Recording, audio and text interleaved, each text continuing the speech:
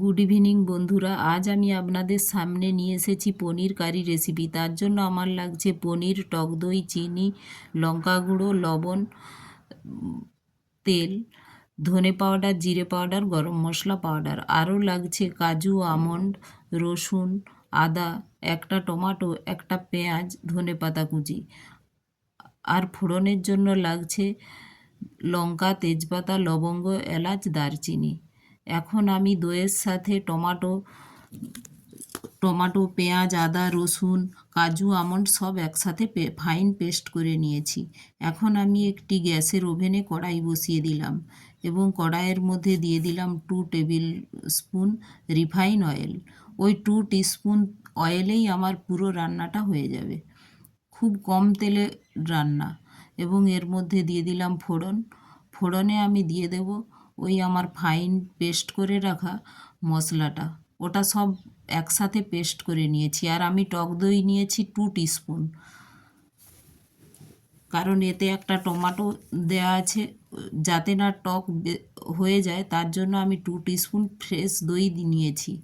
এখন আমি এটা নেড়ে এর মধ্যে দিয়ে দেব 1 টিস্পুন জিরে গুঁড়ো, 1 টিস্পুন ধনে গুঁড়ো দিয়ে আর স্বাদ মতো লবণ দিয়ে এটা নাড়ব। এবং আমি পনিরটা আগে থেকে গরম জলে ভিজিয়ে রেখেছিলাম যাতে পনিরটা নরম হয়ে যায়। আমার এটা বাজার থেকে কিনে নিয়ে আসা পনির, আপনারা এটা বাড়িতেও তৈরি করতে পারেন।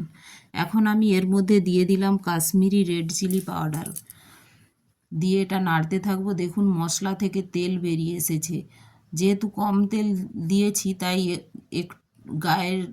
কড়াইয়ের গায়ে গায়ে তেল লেগে গিয়েছে। এই সময় এর মধ্যে দিয়ে দেব আমার গরম জলে ভিজিয়ে রাখা পনিরের টুকরোগুলো আমি ভালো করে এতে মিক্স করতে থাকবো। পনিরটা খুব সহজেই রান্না হয়ে যায়, এটা কুক হতে খুব বেশি সময় লাগে না। দেখুন মশলার সাথে ভালোভাবে পনিরটা মিশে গিয়েছে এবং কড়াইয়ের সাইডে সাইডে আবার তেল লেগে যাচ্ছে। এই সময় আমি এর মধ্যে দিয়ে দেব হালকা গরম জল। জলটা আমি গরম করে নিয়েছি এবং এই গরম জলটা এর মধ্যে দিয়ে দেব। এবং এখন এই জলের সাথে ওই মশলা পনিরটা ভালোভাবে মিশিয়ে দেব।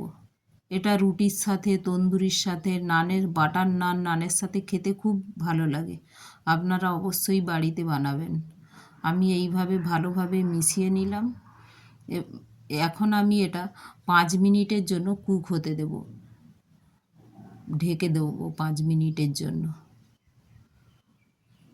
5 মিনিট পরে আমার এটা হয়ে গিয়েছে। দেখুন 5 মিনিট পরে আমি এলাম, দেখুন গ্রেভি থেকে তেল বেরিয়ে গিয়েছে। এই সময় আমি এর মধ্যে দিয়ে দেব স্বাদ মতো চিনি, গরম মশলা পাউডার এবং আমার কুচিয়ে রাখা ধনে পাতাগুলো এর মধ্যে দিয়ে আমি ভালো করে মিক্স করে দেব। এটা দেওয়ার পর আমি 2 মিনিটই এটা ফুটতে দেব। এটা ঢেকে 2 মিনিট ফুটতে দেব। 2 মিনিট পরেই দেখুন এটা কত সুন্দর হয়ে গিয়েছে। 2 মিনিট হওয়ার পর আমি এটা 5 মিনিটের জন্য রেস্টে রেখে দেব। 5 মিনিট পরে দেখুন এটা কত সুন্দর হয়ে গিয়েছে। আমি এটা আজ রুটির সাথে সার্ভ করেছি।